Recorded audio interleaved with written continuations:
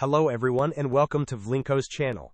In today's video, I will show you how to fix the PCI Express Root Port error on your Windows computer. And now let's get started.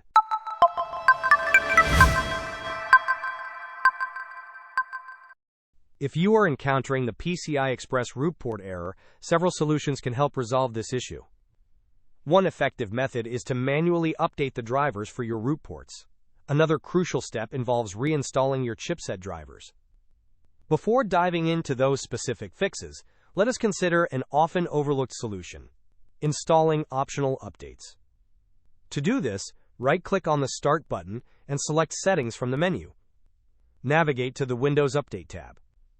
On the list on the left-hand side, in the right pane, select Advanced Options. Here you will find the option for optional updates. If any optional updates are available, be sure to install them. After checking for optional updates, it is also a good practice to click on Check for Updates to ensure your system is fully current.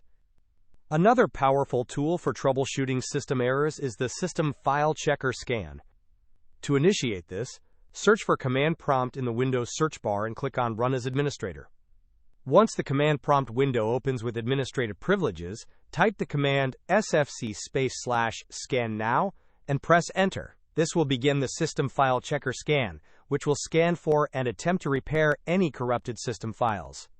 Hope this was helpful. Do not forget to like and subscribe if you enjoyed.